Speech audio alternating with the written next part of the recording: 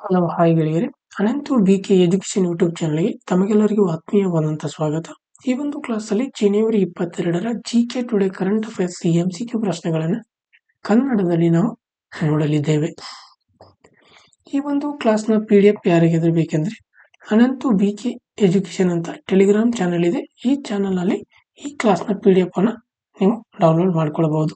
ಈ ಒಂದು ಚಾನಲ್‌ನ ಲಿಂಕನ್ನು ಕೆಳಗಡೆ ಡಿಸ್ಕ್ರಿಪ್ಷನ್ ಬಾಕ್ಸ್‌ನಲ್ಲಿ ಕೊಡಲಾಗಿರುತ್ತದೆ. ಅಲ್ಲಿ ಹೋಗಿ ನೀವು PDF ಅನ್ನು ಡೌನ್ಲೋಡ್ ಮಾಡಿಕೊಳ್ಳಬಹುದು. ಬನ್ನಿ ಗೆಳೆಯರೆ, ಮೊದಲನೇ ಪ್ರಶ್ನೆಯನ್ನು ನೋಡೋಣ.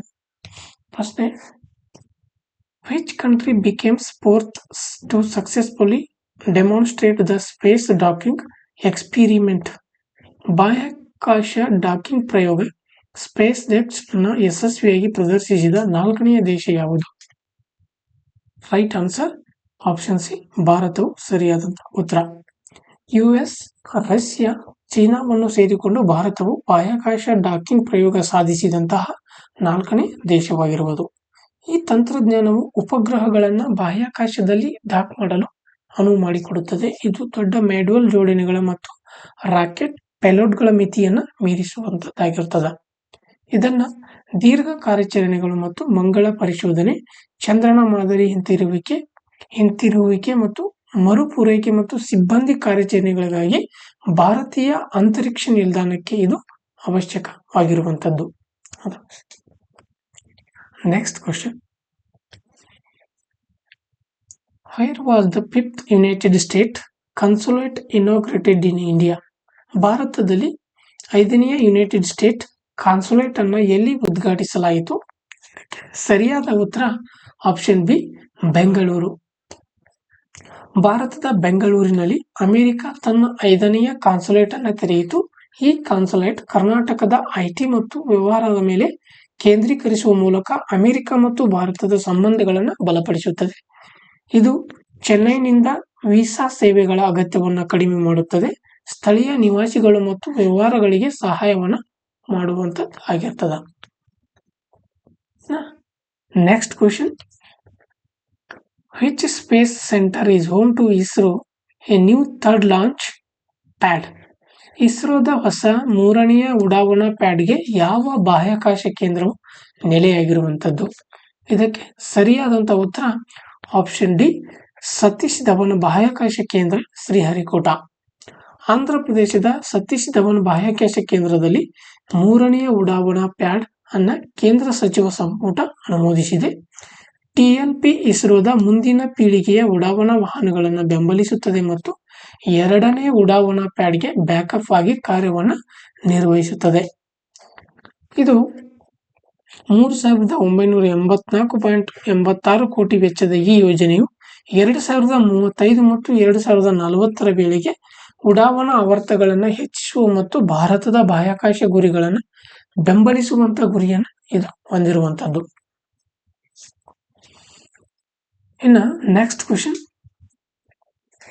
Recently the one plate one bag campaign was launched in which city of Uttar Pradesh? ಇತ್ತೀಚೆಗೆ ಒಂದು ತಟ್ಟೆ ಒಂದು ಚೀಲ ಅಭಿಯಾನವನ್ನು ಉತ್ತರ ಪ್ರದೇಶದ ಯಾವ ನಗರದಲ್ಲಿ ಪ್ರಾರಂಭಿಸಲಾಯಿತು? ಇದಕ್ಕೆ ಸರಿಯಾದಂಥ ಉತ್ತರ ಆಪ್ಷನ್ ಸಿ, ಪ್ರಯಾಗ್ರಾಜ್ ಸರಿಯಾದಂಥ ಉತ್ತರ. ಪ್ಲಾಸ್ಟಿಕ್ ಬಳಕೆಯನ್ನ ಕಡಿಮೆ ಮಾಡಲು ಪ್ರಯಾಗ್ರಾಜ್ನಲ್ಲಿ ನಡೆದಂತಹ ಮಹಾಕುಂಭದಲ್ಲಿ ಒಂದು ತಟ್ಟೆ ಒಂದು ಚೀಲ ಅಭಿಯಾನವು ಪ್ರಾರಂಭವಾಯಿತು. ಪ್ಲಾಸ್ಟಿಕ್ ವಸ್ತುಗಳನ್ನು ಬದಲಾಯಿಸಲು 70,000 ಬಟ್ಟೆ ಚೀಲಗಳು ಮತ್ತು 2 ಮಿಲಿಯನ್ಗಿಂತಲೂ ಹೆಚ್ಚು ಸ್ಟೀಲ್ ಪ್ಲೇಟ್ಗಳು ಮತ್ತು ಗ್ಲಾಸ್ಗಳನ್ನು ವಿತರಿಸಲಾಗುತ್ತದೆ. ಈ ಉತ್ತರ ಪ್ರದೇಶದ ಮುಖ್ಯಮಂತ್ರಿ ಯೋಗಿ ಆದಿತ್ಯನಾಥ್ ರವರು ಯಾತ್ರಿಕರು ಪರಿಸರ ಸ್ನೇಹಿ ಅಭ್ಯಾಸಗಳನ್ನು ಬಳಸಲು ಮತ್ತು ಏಕ ಬಳಕೆಯ ಪ್ಲಾಸ್ಟಿಕ್ಗಳನ್ನು ತಪ್ಪಿಸಲು ಪ್ರೋತ್ಸಾಹಿಸುವ ಒಂದು ಕಾರ್ಯಕ್ರಮವಾಗಿರುವಂಥದ್ದು. ಹೌದಾ? ಇನ್ನು next question: where was the archaeological experiential museum inaugurated in Gujarat? ಗುಜರಾತ್ನಲ್ಲಿ ಪುರಾತತ್ವ ಅನುಭವ ವಸ್ತು ಸಂಗ್ರಹಾಲಯವನ್ನು ಎಲ್ಲಿ ಉದ್ಘಾಟಿಸಲಾಯಿತು? ಸರಿಯಾದಂಥ ಉತ್ತರ ಆಪ್ಷನ್ ಬಿ, ವಡ್ನಗರ ಸರಿಯಾದಂಥ ಉತ್ತರ. ಕೇಂದ್ರ ಸಂಸ್ಕೃತಿ ಸಚಿವಾಲಯ ಮತ್ತು ಗುಜರಾತ್ ಸರ್ಕಾರವು ವಡ್ನಗರದಲ್ಲಿ ಆಧುನಿಕ ವಸ್ತು ಸಂಗ್ರಹಾಲಯ ಮತ್ತು ಪುರಾತತ್ವ ಕೇಂದ್ರವನ್ನು ತೆರೆಯಿತು. 2,500 ವರ್ಷಗಳಷ್ಟು ಹಳೆಯದಾದ ಈ ವಡ್ನಗರವು ಗಮನಾರ್ಹ ಪರಂಪರೆಯ ತಾಣಗಳನ್ನು ಹೊಂದಿದೆ ಮತ್ತು ಪ್ರಮುಖ ಪ್ರಾಚೀನ ವ್ಯಾಪಾರ ಕೇಂದ್ರವಾಗಿತ್ತು. ವಸ್ತು ಸಂಗ್ರಹಾಲಯವು 12,500 ಚದುರ ಮೀಟರ್ ವಿಸ್ತೀರ್ಣವನ್ನು ಹೊಂದಿದೆ. 9 ಗ್ಯಾಲರಿಗಳು ಮತ್ತು 4,000 ಚದರ ಮೀಟರ್ ವಿಸ್ತೀರ್ಣದ ಸಂಕಲನ ಸ್ಥಳವನ್ನು ಹೊಂದಿದ್ದು ಮತ್ತು 5,000 ಕಲಾಕೃತಿಗಳನ್ನು ಪ್ರದರ್ಶಿಸುತ್ತದೆ. ಇವೆಲ್ಲವೂ 298 ಕೋಟಿ ಸುಸ್ಥಿರ ಯೋಜನೆಯ ಭಾಗವಾಗಿರುವಂಥವು. ಇನ್ನು next question, the world's first Maha Mrityunjaya Yatra has been installed in which city? ವಿಶ್ವದ ಮೊದಲ ಮಹಾ ಮೃತ್ಯುಂಜಯ ಯಂತ್ರವನ್ನು ಯಾವ ನಗರದಲ್ಲಿ ಸ್ಥಾಪಿಸಲಾಗಿದೆ? ಸರಿಯಾದಂಥ ಉತ್ತರ ಆಪ್ಷನ್ ಡಿ, ಪ್ರಯಾಗರಾಜ ಸರಿಯಾದಂಥ ಉತ್ತರ.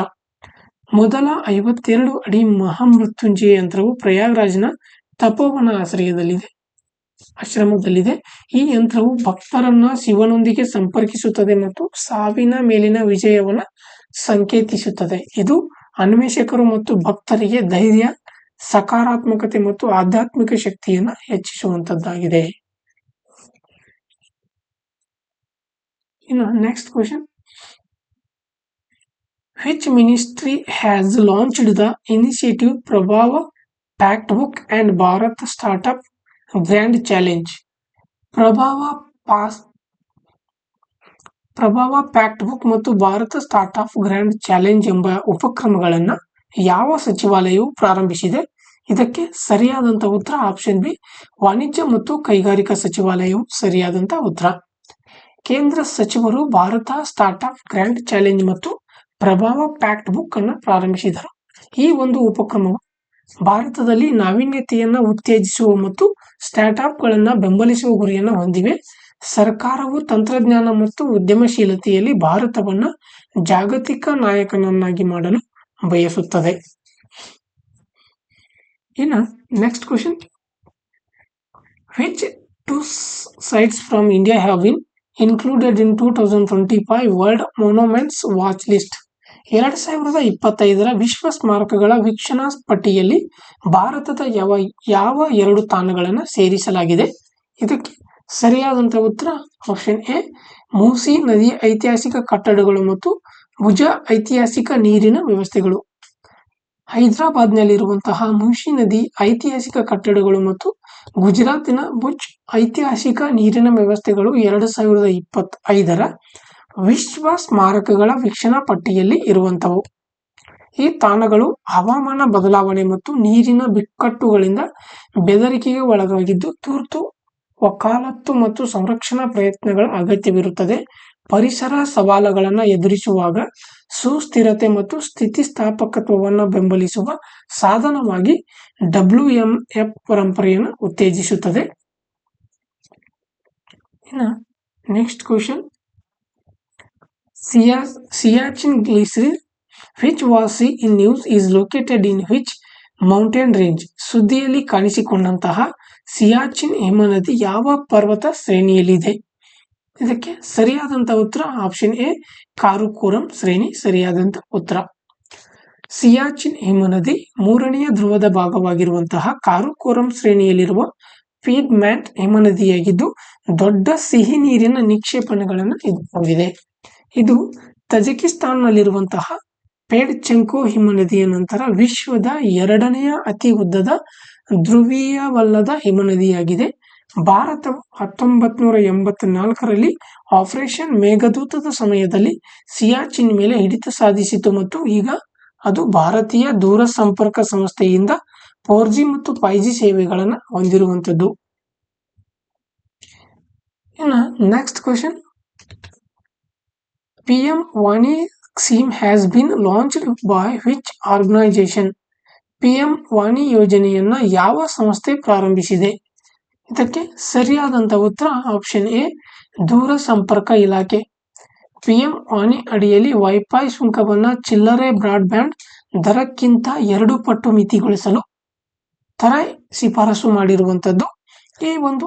ಇದು ಡಿಸೆಂಬರ್ 2020ರಲ್ಲಿ ಪ್ರಾರಂಭಿಸಲಾದಂತಹ PM ವಾಣಿ ಸಾರ್ವಜನಿಕ ವೈಫೈ ಹಾಟ್ಸ್ಪಾಟ್ಗಳನ್ನು ವಿಶೇಷವಾಗಿ ಗ್ರಾಮೀಣ ಪ್ರದೇಶಗಳಲ್ಲಿ ವಿಸ್ತರಿಸುವಂತ ಗುರಿಯನ್ನು ಇದು ಹೊಂದಿದೆ.